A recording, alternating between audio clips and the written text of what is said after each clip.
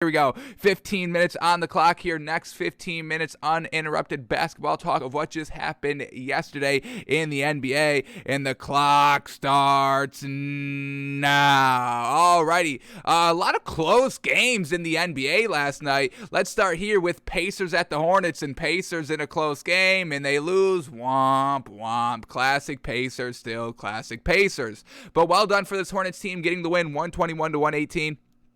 Let's start here with the Hornets since they got the win. LaMelo Ball, 32 points. Man, oh man, what a performance. 8 assists, 11 rebounds. He had an offensive rebound as well. 32, 11, and 8, folks. A plus 14 on the floor, highest plus margin of the team. And LaMelo Ball is looking absolutely fantastic. And if you give me the choice to have LaMelo Ball or Lonzo Ball, I'm taking LaMelo. He's the more efficient, consistent shooter. They're both great passers, but I think LaMelo has a little bit more of a flashier, little bit of a better kind of momentum shifting pass, if you will.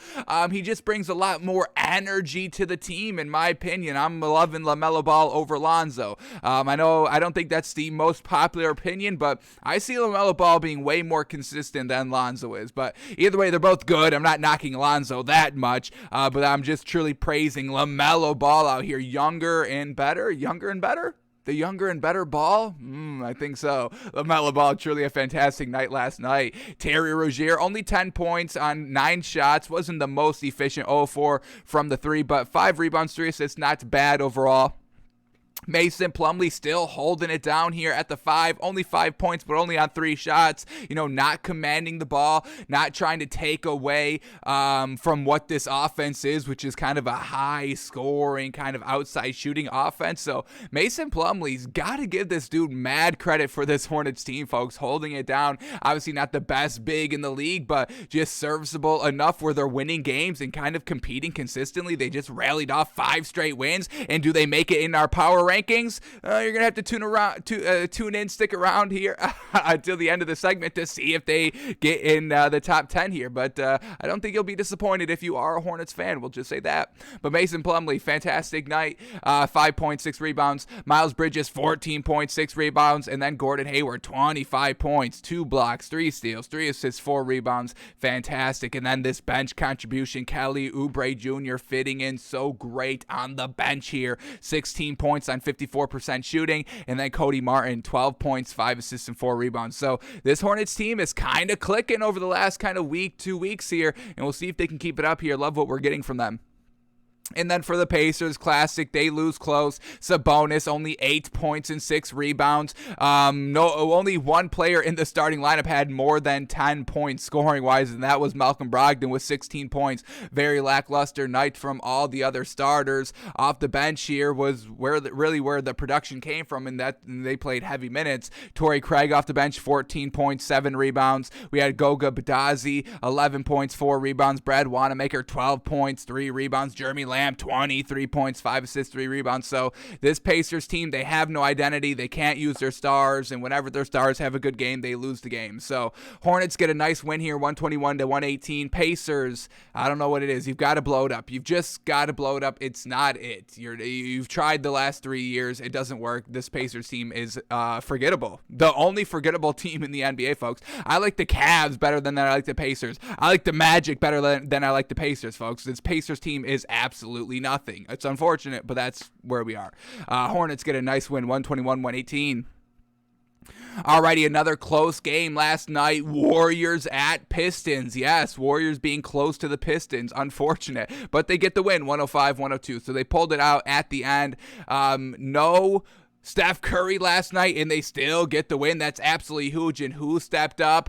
Jordan Poole. Oh my goodness. Jordan Poole, 32.7 rebounds. Jordan Poole, he's a rookie? No, 3 years in, 2 years experience.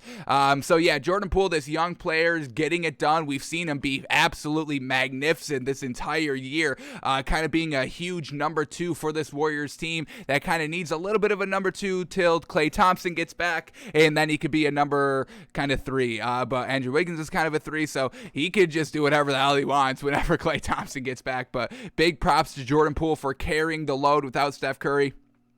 Juan Toscano Anderson fills in for Draymond Green at the 3. Didn't really do that much. 2 points. He had 9 assists and 6 rebounds. Pretty solid there.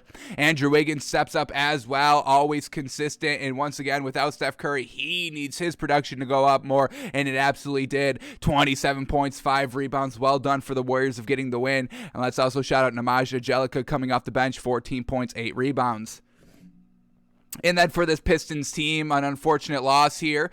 Jeremy Grant, 19 points. He tried his damnedest. Sadiq Bey, 7 points. We had Cade Cunningham, 19 points, 6 assists, 6 rebounds. Still not enough. And then Frank Jackson leading the team in scoring off the bench, 27 points. Unfortunately, not enough to beat this Steph Curry-less Warriors. But well done for the Warriors winning without Steph Curry. And I mean, man, oh man, still looking like the best team in the league. When you can win without kind of your number one player and then number one defensive player in Draymond Green, it's absolutely big time. So shout out to Steve Kerr for the great coaching, and shout out for Jordan Poole just to be ready for when his name was called. Alrighty, let's go to the Lakers and the Celtics, which was not a close game.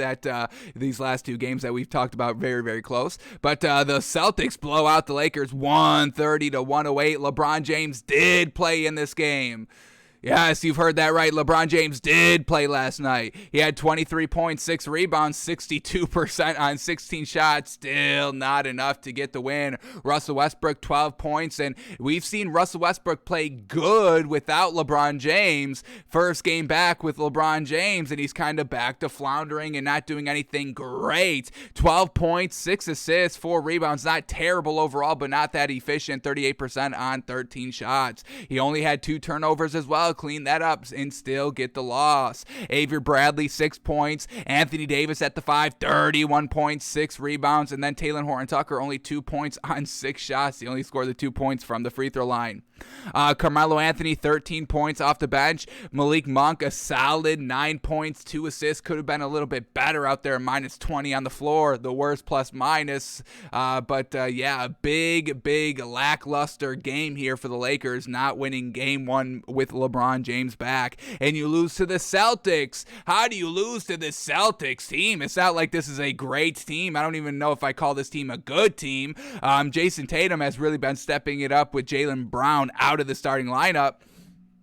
So we'll give them that, but man, oh man, the Celtics team put up 130 big ones last night. Marcus Smart, 22 points, 6 assists, 8 rebounds. Dennis Schroeder, 21 points, 6 assists, 6 rebounds. Al Horford, 18 points, 4 rebounds, 4 assists. And then Jason Tatum, 37 points and 11 rebounds. So this Celtics team, don't ask me how they're doing it, but they're better without Jaylen Brown, and I don't get it. It doesn't make any sense to me, but having Marcus Smart and Dennis Schroeder in the starting lineup, the offense is kind of moving the ball a little bit more now that you only have one ball dominant player in Jason Tatum and not 2 with Jason Tatum and Jaylen Brown. So this is what the Celtics are doing. What do they got in their last 10 here? The Celtics team 6-4 in their last 10, and I'm almost certain that Jaylen Brown has not played in the last 10 games out here. So I don't know how it works, but it's working for the Celtics team. So I guess we can't knock them too much out here. They're still not getting kind of their bench involved too much. That's not the change. It's just the starters are all playing better and a little bit more freer without Jaylen Brown on the floor. I don't get it, but that's what we're getting. That's what we're seeing, but that's what it is. Celtics get the win, 130-108 with LeBron James on the floor. Alrighty, now another close game. So far, the Lakers were the only one getting blown out last night. Magic go close and almost beat the Nets, but lose by 2 here. Nets get the win, 115-113. Once again, let's shout out this Magic team, folks. Cole Anthony, 16 points, 9 assists. Mo Bamba, 12 points, 10 rebounds. Franz Wagner, 17 points, 5 assists. Jalen Suggs, 21 points. And then this great bench contribution from Terrence Ross, 15 points, 4 assists, 3 rebounds, and then Chuma Okeke, 17 points in only 19 minutes. So once again, this Magic team, folks, they're not a great team, but they hold it together, and they rarely get blown out. They're usually very good at being competitive in the game, and it all starts with Cole Anthony, folks. Give this Magic team credit. And then for the Nets, no Kevin Durant, so James Harden has to step up, and he really did. 36 big old points, 8 assists, 10 rebounds, truly leading the charge. Still no Joe Harris, so Patty Mills is still in at the 2 here, and he's still getting it done. I really am kind of expecting maybe Patty Mills stays in the starting lineup. He's been absolutely great here for this Nets, and maybe move Joe Harris down to the bench. It'd be interesting to see what they do. Or what you could do, move Kevin Durant to the 4, move Joe Harris to the 3, keep Patty Mills at the 2 if you want to get crazy with it. We'll see what the Nets do when everybody is at full strength, but so far, loving what Patty Mills is doing. 22 points, fantastic. Blake Griffin still at the 5, 6.6 rebounds. Bruce Brown still at the 4, 6 points, 3 rebounds, and then DeAndre Bembry filling in at the 3 for Kevin Durant. Only 7 points on 7 shots, not really what Kevin Durant does. Solid bench performance by James Johnson, 17 points, 4 assists, 10 rebounds, and LaMarcus Aldridge, as always, 15 points, 5 rebounds. So the Nets pull out a close win, 115-113 over the Magic. Alrighty, next game up here. Once again, another close game here. Thunder at the Bucks, and the Bucks get the win 96-89 for the Bucks. Chris Middleton still back. Giannis still back. It's still now only without Brook Lopez, but we know Bobby Portis is fantastic filling in at the 5. So this is, when we can start to expect the Bucks winning more consistently. When they didn't have Chris Middleton and Brook Lopez, that's fine. Don't win consistently. We're not going to hammer this team too much. So they're back to kind of basically at full strength, and they're winning games again, which is great to see, because I really do like what this Bucks team is with their main starting 5. But Drew Holiday, 10 points, 4 assists, 3 rebounds. Grayson Allen, only 11 points, a little bit lighter, but a plus 14 on the floor. Definitely give him that. 2 of 5 from 3, decently efficient. So Grayson Allen still getting it done. Bobby Portis at the 5, 17 points, 13 rebounds, fantastic. Giannis, 21 points, 7 assists, 19 rebounds. And then Chris Middleton, 16 points, 8 rebounds. Off the bench, we get Semi Oulage, 12 points, George Hale, my apologies. George Hale scored 12 points and 2 rebounds last night. So Bucks get a nice win. And then for the Thunder, Luguentz-Dort doesn't have a 30-piece game, so that's why they lose. Luguentz-Dort only 10 points. He had 6 rebounds, but 30% on 13 shots and 2 of 7 from 3, not the most efficient. Shai Gilgeous-Alexander led the team in scoring, 17 points, and that's why they lose when your leading scorer is putting up 17 points. Not the greatest. So well done for the Bucks, getting back on track, and hopefully they can keep it up this winning pace. All right, next game up here is the Clippers at the Hornets, or not the Pelicans. Clippers at the Pelicans, and the Pelicans get the win here, 94-81. An unfortunate loss here for the Clippers, who basically had everybody. Nicholas Batum's back in the starting lineup here. We were close of taking this game, but the game time decisions of Nicholas Batum kind of kept us away from it. And at the end of the day, Nicholas Batum does play, and they still lose. So glad we stayed away from this, and this is why they lost. Reggie Jackson, 4 points on 18% shooting. Eric Bledsoe, 7 points on 30% shooting. We've seen both of these guards kind of get great scoring production the last kind of 2 weeks to really bolster their wins, and unfortunately we couldn't get that scoring production from the guards, and we know this team isn't the deepest, so didn't have that much help off the bench. Paul George, only 19 points, a little lackluster overall for what he has been doing. Overall, he's been doing great. This isn't a knock, but this is why they lost last night. 19 points on only 30% shooting on 26 shots. Not the greatest. He had 6 assists, 7 rebounds, which is great, but overall, just an overall lackluster scoring game from the Clippers last night. And then the Pelicans getting a win here. Valanciunas, 26 points, led the team in scoring like we've been seeing all season long. 13 rebounds as well to go along with that. Brandon Ingram, 17 points, 12 rebounds, 5 assists, a plus 21 on the floor, the highest plus minus of the squad. Fantastic. Josh Hart, 19 points, 10 rebounds. Fantastic contribution from him. And then off the bench of Kira Lewis Jr., 16 points, 4 assists, 4 rebounds. We'd love to see this Kira Lewis Jr. have a bigger role for this Pelicans team coming off the bench. So we'll see if he can keep up this great level of work. But well done for the Pelicans to get a win against a good Clippers team.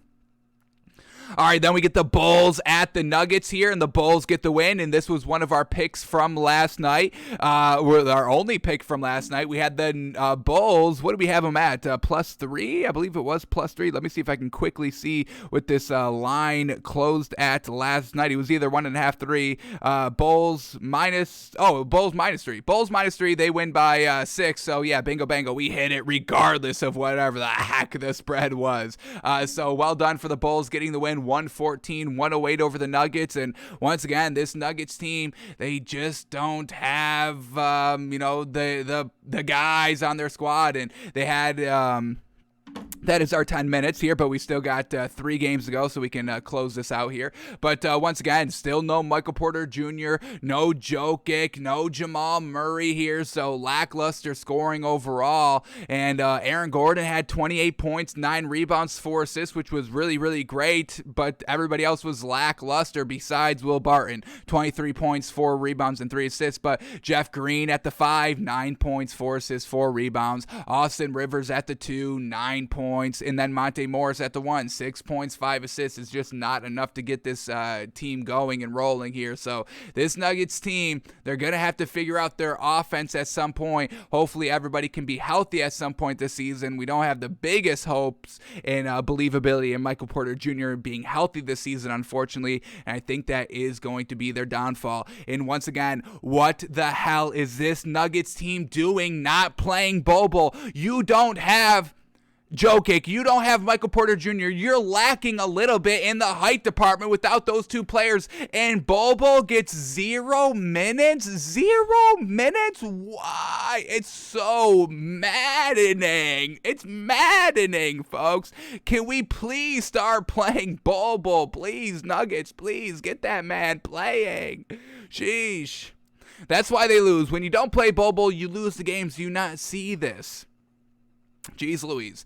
But then let's go to this Bulls team. They get the win. Very well done. Zach LaVine, 36 points. Fantastic. 4 assists, 5 rebounds. DeMar DeRozan, 36 points, 6 rebounds, 4 assists, 2 steals. A great game by him as well. Tony Bradley at the starting 5, 8 points, 5 rebounds.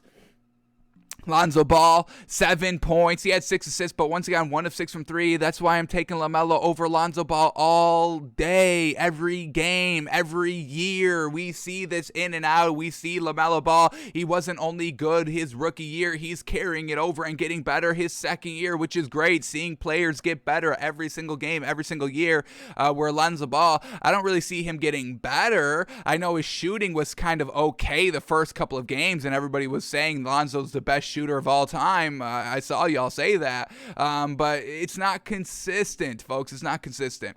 And then Alex Caruso at the 3, 4 points, 4 rebounds. Derrick Jones Jr., a solid game by him, 16 points, 8 rebounds, efficient at 6 shots, 70% on 10 shots, a +9 on the floor. Fantastic work. Derrick Jones Jr. can truly be a great 6-man on this team. It could really make this Bulls team go from kind of playoff contender to NBA championship contender. That's how much of an impact Derrick Jones Jr. could have on that team. So the Bulls get the win here, 114-108. All right, then we get the Mavericks and the Suns. Round 2 here, and the Suns beat them again. Good. Winning 112-104. A nice 8-point win here for the Suns. And this Suns team has rattled off, what do we got? 14 straight wins here. What do we got officially? Suns, 11 straight wins. Sheesh, man. And beat a solid Mavericks team back-to-back. So well done for the Suns. Chris Paul, 18 points, 14 assists. Fantastic. Devin Booker, 19 points. DeAndre Ayton still in the starting lineup. Fantastic. 8 points, but 17 rebounds. Jay Crowder, 5 points. And then McCall Bridges, 19 points, 4 rebounds.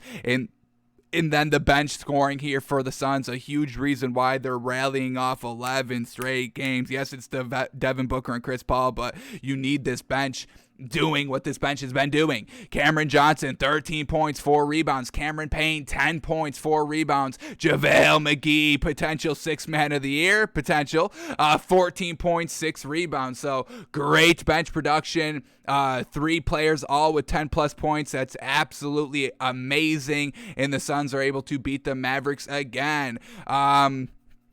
Now, for this Mavericks team, no Luka Doncic, unfortunately, so Jalen Brunson filling in at the one here. 18 points, 10 assists, a really great night by him. Tim Hardaway Jr., 18 points, 4 rebounds. He shot 2 of 10 from 3, 33% on 21 shots. Definitely could have been more efficient. Dwight Powell still playing the 5 because Porzingis refuses to, unfortunately.